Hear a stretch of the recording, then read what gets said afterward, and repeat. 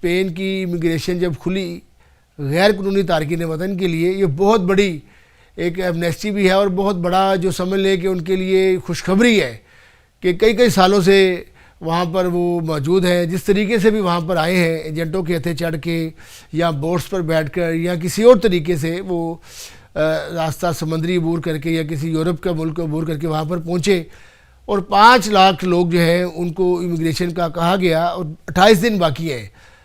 एक तो बताइएगा कि इस वक्त क्या स्पेन की सूरत हाल है, वकला के दफातर के बाद बड़ी बड़ी लंबी लाइनें लगी हैं और इन जो सादा लोग गैर मुल्की और गैर कानूनी तारकीन वतन हैं इनके साथ भी कोई अच्छा सलूक नहीं हो रहा। पहले भी जमा पूंजी से महरूम हुए और अब भी जो है वो जो पढ़े लिखे नहीं हैं वो अपनी जमा पूंजियों से महरूम हो रहे हैं। तो पहले तो बताइएगा कि इस वक्त सूरत हाल है क्या, कितने लाख लोग जो हैं वो मुस्तफ़ीद हो रहे हैं, कितने पाकिस्तानी हैं और क्या आपके पास मालूमात है? जी वालेकुम सलाम। सबसे पहले आपको और हमारे जितने भी सुनने वाले सामीन को उनको अस्सलाम वालेकुम। वालेकुम जी सलाम। मेरे ख्याल में यूरोप के अंदर ये एक अनहोनी सी बात थी। अभी जो भी वक्त चल रहा है 2026 में, जी। और का कोई मुल्क जो है वो इस तरीके से ओपन इमिग्रेशन खोल दे तो इसका कभी सोचा भी नहीं जा रहा था। स्पेन वो मुल्क है जहाँ पर कंटिन्यू अगर आप 3 साल से रह रहे हैं, उसके बाद उस कानून को 2 साल कर दिया तो 2 साल के बाद आपको वो परमिट देते थे, लेकिन उसकी शराइत काफ़ी सख्त थी। वो उसमें जिस तरह आपने कहा जमा पूंजी लुटाने वाली बात थी, तो लेकिन लोग फिर भी कुछ ना कुछ लीगल हो रहे थे। लेकिन इस तरह की अपॉर्चुनिटी मिलनी ना सिर्फ पाकिस्तानी बल्कि एशियन और लातिन अमेरिकन, अफ्रीका, यानी कि सबके लिए ये एक गोल्डन चांस बना। और बिल्कुल। गवर्नमेंट स्पेन ने जो डिसीजन लिया, हमारी अक्सर बात होती है कि ये गवर्नमेंट स्पेन ने डिसीजन जो है उन लोगों के लिए लिया। हालांकि जो यहाँ की स्पेन की सूरत हाल, मैं ऐसा समझता हूँ कि ये गवर्नमेंट स्पेन ने अपने लिए ये सहूलत पैदा की है कि देखो जी, किसी भी मुल्क के अंदर आप 5 लाख की वो बात कर रहे हैं, लेकिन ये बात 9 लाख 10 लाख तक पहुंच जाएगी। अच्छा। किसी भी इकोनॉमी के अंदर 25 से लेकर 35 ईयर के लोग पले पलाए जवान हुए खाते पीते वो आपकी इकोनॉमी के अंदर आके एकदम इंजेक्ट करें, तो आप अंदाजा लगाएं कि उस मुल्क की इकोनॉमी में कितना फर्क पड़ेगा। बेहतरी आएगी, सही बात है। यहाँ पे लेबर की शॉर्टेज थी, लोग मिल ही नहीं थे काम करने के लिए।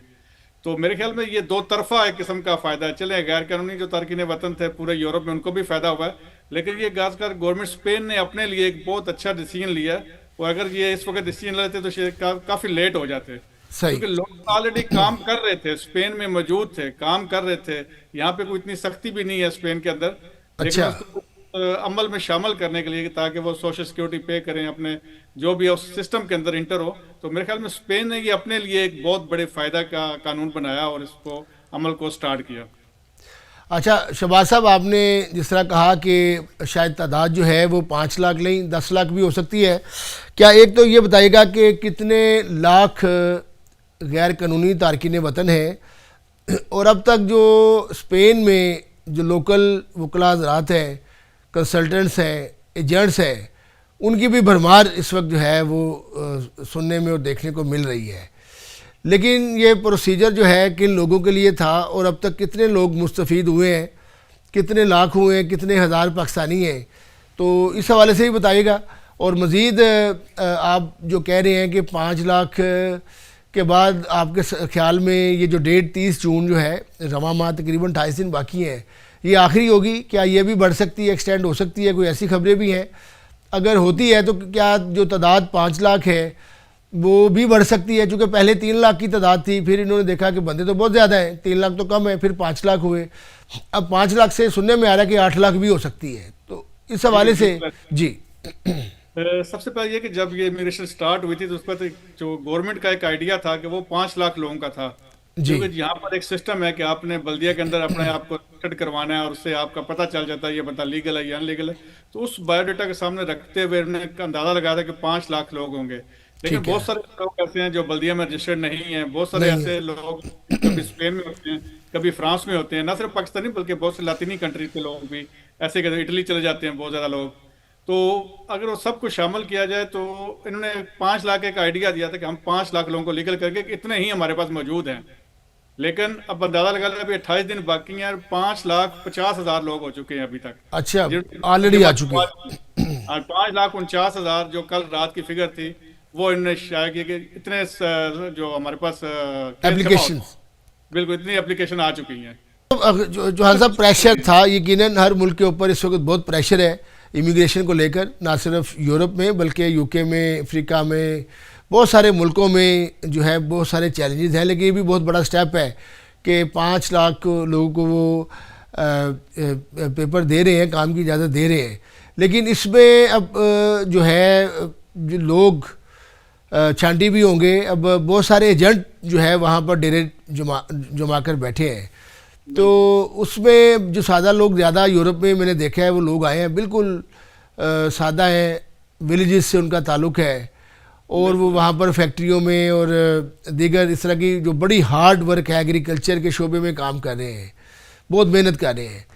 तो अब डॉक्यूमेंटेशन के अंदर क्या प्रोसीजर है, वकला उनसे कितनी भारी मुआवजा ले रहे हैं, या एजेंट जो उनको लालच दे रहे हैं, तो उनसे कैसे बचा जाए। जो अब लूट गए हैं, बहुत सारे ऐसे वाक़यात हुए हैं कि जिनको लूट लिया गया है। पहले वो जब गैर कानूनी तौर पर इस मुल्क में दाखिल हुए उस वक्त लूटा गया है, अब वो दूसरी बार जो है वो लूटे जा रहे हैं। तो जारी बात है जी, जो गवर्नमेंट की तरफ से था वो बड़ा सिंपल था कि आपने 31 दिसंबर से पहले स्पेन में मौजूद होना है। ठीक है। उन लोगों के लिए ये ओपन की है।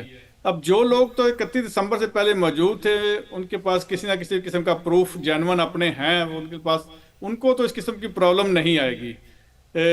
लेकिन इसके अलावा बहुत से ऐसे इमिग्रेंट्स हैं और तमाम मुल्कों के हैं, हमारे मुल्क के अलावा भी दूसरे मुल्कों के, India, Bangladesh, Latin America, Africa के लोग हैं, वो जो दूसरे मुल्कों में थे वो भी फिर स्पेन आ गए। वो उनके पास तो समझ लें कि बिल्कुल जो है वो तांता बंधा हुआ है, लोग आ रहे हैं जा रहे हैं। और क्या मंजर है वो उस हवाले से बताइए कि वकला हज़रात जो है वो उनका क्या कुछ चेक एंड बैलेंस नहीं है, कोई ऐसी रेगुलेशन अथॉरिटीज़ नहीं है, या ये जो एजेंट्स आ रहे हैं ये इनको कानून की जो है कुछ शिकायतें इनके सामने आ रही हैं, कोई पुलिस को या मुतल्लिका अदारे जो हैं, तो जो लोग लूट रहे हैं वो फिर कहाँ जाएँ, ये तो लूट के भाग जाएंगे। अभी तक क्योंकि प्रोसीजर जारी है, अभी तक जो लूट रहे हैं जो किस्म की, अभी तो किसी किस्म की कोई कार्रवाई नहीं हो रही।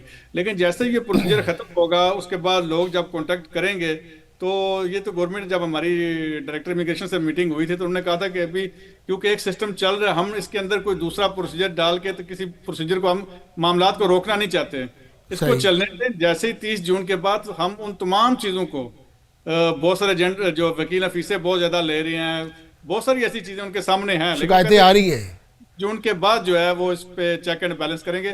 30 जून तक हम इस प्रोसीजर को नहीं रोकेंगे, जो चल रहा है उसको चलने दें। तो सुभाष साहब कंप्लेंट्स किस किस्म की है, फीसें जो हैं वो किस तरह से ज़्यादा ले रहे हैं, कानूनी फ़ीस क्या है, और बाकी तो फीस ही कोई नहीं, जितनी मर्जी जिसमें मर्जी बंदा फंस जाए। बेसिक चीज जो ये है कि कानूनी फीस तो कोई भी नहीं है ना, ये तो कैसे ही जैसे आप केस लेते हैं तो आप, एक वकील कहता है मैं 100 लूंगा, दूसरा कहता है 200 लूंगा, कानूनी फीस तो कोई भी नहीं है।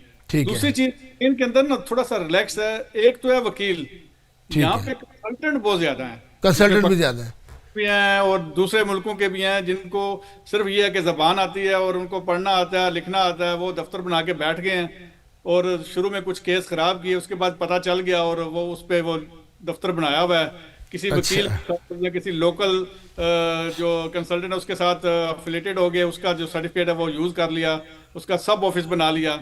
तो ये बहुत ज्यादा है, ये तो मेरे ख्याल में हर दूसरी गली में आपको एक मिल रहा है, खासकर इन दिनों में। अच्छा, अमेरिका के भी हैं, मराकश के भी हैं, अफ्रीका के भी हैं और पाकिस्तानी भी बहुत ज्यादा है। तो जी शहबाज साहब, इस वक्त पाकिस्तानी कितने हैं यहाँ पे स्पेन के अंदर? जो कंसल्टेंट है? नहीं कंसल्टेंट तो है, वो एजेंट भी हैं, वो तो चलो मैं इस पर नहीं आऊँगा, लेकिन जो पाकिस्तानी आबाद हैं, लीगल कितने हैं और इलीगल कितने हैं? जिस तरह बरतानिया में कहा जाता है जी कि 2 मिलियन पाकिस्तानी यहाँ पे रह रहे हैं, अब कितने मिलियन पाकिस्तानी जो है वो स्पेन में, या कितने लाख पाकिस्तानी लोग इस वक्त स्पेन पूरे में? जो इस वक्त जो रफ आइडिया वो 1,25,000 से 30,000 लोग जो हैं वो लीगल, इससे पहले जो रह रहे थे। अच्छा, लीगल थे वो? हाँ, जो लीगल थे, जिसमें सबसे ज्यादा बड़ी तादाद जो हमारा सूबा कैटलोनिया है, इसमें सबसे ज्यादा लोग थे। अच्छा, कैटलोनिया में थे, कैटलोनिया में बार्सिलोना और ये सारे जितने भी शहर आते हैं, 80 से 85,000 लोग जो हैं वो यहाँ पर हैं। बाकी जो बचते हैं आपके 30-35,000 वो पूरे स्पेन में समझ लें। और इस इमिग्रेशन में जो एक रफ आइडिया जो कॉन्सेट की दादोशुमार हैं और जो लोगों के आगे पीछे, वो तकरीबन 20 से 25,000 लोग जो हैं वो इस इमिग्रेशन के अंदर जो है वो अप्लाई करेंगे। अच्छा, अब स्पेन कॉन्सुलेट के अंदर ये बड़ा एक, जिस तरह ये इमिग्रेशन खुली है उसके बाद पासपोर्ट और आईडी का बड़ा एक इशू बनता है, तो इस हवाले से यकीनन जो लोग आए थे वो बहुत सारे केसेस ऐसे होते हैं, किसी का पासपोर्ट गुम जाता है, किसी का चोरी हो जाता है, किसी का मिस हो जाता है। तो अक्सरियत यही है जो गैर कानूनी तारकीन वतन है। तो अब वो अपनी आईडी जो है वो मुतलका जो मुल्क है उसी से लेंगे, स्पेन की जो पाकिस्तान का कौंसलेट है वहीं से लेंगे। बिल्कुल ऐसी। तो उसकी क्या सूरत हाल है, वो आइडिया जो उनको मिल रही है कैसे मिल रही है, क्या प्रोसीजर है? नहीं, कॉन्सुलेट में जो शुरू का जब इमिग्रेशन का जैसे ही ऐलान हुआ था, जी तो जी। उसमें एक रिक्वायरमेंट थी कि आपने अपने मुल्क से करेक्टर सर्टिफिकेट मंगवाना है। ठीक तो है। हमारी जो कॉन्सर्ट पे जो रश पड़ा, जो बर्डन पड़ा था, वो उस करेक्टर सर्टिफिकेट के लिए बना था। और ठीक उसके है। लिए अथॉरिटी लेटर चाहिए था जो आपने पाकिस्तान अपने माँ को, बाप को, बहन को, भाई को या किसी भी अजीज को भेजना था। तो उस लेटर के लिए जो एकदम रश पड़ा, वो आप समझें कि एक हफ्ते का वो रश था। और यहाँ जो लोकल मीडिया है उसमें स्वाय पाकिस्तानी के अलावा कोई नजर नहीं आ रहा था। अच्छा। तो पाकिस्तानी कौंसलेट और पाकिस्तानी लोग नजर आ रहे थे, क्योंकि हमें पता है कि हमने एक सर्टिफिकेट अगर पाकिस्तान से मंगवाना है तो उसको बनाने में 1.5 से 2 महीने 3 महीने भी लग जाते हैं, क्योंकि हमारा पाकिस्तान का सिस्टम बहुत जो है वो स्लो है, दूसरे ठीक है। मुल्कों में ज़्यादा बेहतर है। तो वो रश एक हफ्ता ऐसा लग रहा था कि ऐसे दुनिया खत्म हो जानी। जैसे हमें इंटरव्यू टीवी पे हम भी जाके दे रहे थे, लोकल टीवी जो है वो पूछ रहे थे ये क्या हो गया है, फिर उनको समझा रहे थे। उसके बाद पाकिस्तान के अंदर एक वो सिस्टम है कि लास्ट रिपोर्ट आपने लेनी है अगर आपका पासवर्ड गुम हो गया या आपने पासवर्ड नया बनवाना है। अच्छा, वो सूरत उसके हाल लिए बेहतर हो गई है अब? अब सूरत हाल कंट्रोल में है। वो जो था एक हफ्ते का 10 दिन का रश, उसके बाद जो है वो सूरत हाल, रश अब भी है लेकिन अब वो रश है कि आप जितने लोग आते हैं वो कॉन्सर्ट के अंदर चले जाते हैं, बाहर गली में खड़ा हुआ बंदा नजर नहीं बस आता। ठीक हो गया। अच्छा शहबाज जवान साहब, आखिर में जो है मैं ये पूछना चाहूँगा कि ये 30 जून जो है वो आखिरी तारीख है। ऑलरेडी 5.5 लाख जो है वो तजावज़ हो गई है, 50,000 एप्लीकेशन। अब आखिर में ये बताइएगा क्या तादाद इनकी 8 लाख तक जाएगी? और डेट जो है 30 से बढ़कर, क्या गवर्नमेंट जो है वो टाइम बहुत कम था, एप्लीकेशन ज़्यादा है, फिर ये करेक्टर सर्टिफिकेट्स और दीगर डॉक्यूमेंट्स में भी टाइम लगा है लोगों का। तो इस पर सर आखिर में क्या कहना चाहेंगे आप? नहीं, इसमें अभी जो सूरत मौजूदा नजर आ रही है, जो अभी लेटेस्ट है, वो ये है कि तारीख नहीं बढ़ेगी, क्योंकि इनका आइडिया था अच्छा। कि हम 5 लाख जो है वो 5 से 7 लाख लोगों को हमने एप्लीकेशन सबमिट करनी है। अगर वो 5 लाख ना पूरे होते 30 तक, तो फिर इसको एक्सटेंड करना था। तो लेकिन इनका जो बेसिक आइडिया था 5 लाख नंबर का, वो पूरा हो गया है। पूरा हो तो गया, सही। इसका मतलब है कि जिन लोगों ने जमा करवाने थे या जो जेन्युइन लोग मौजूद थे, वो 30 जून से पहले करवा लेंगे। उसके बाद अगर किसी का केस रह जाता है तो उसको बाद फिर ये डेट नहीं बढ़ाएंगे। नेक्स्ट जो भी हालात होंगे उसके मुताबिक होगा।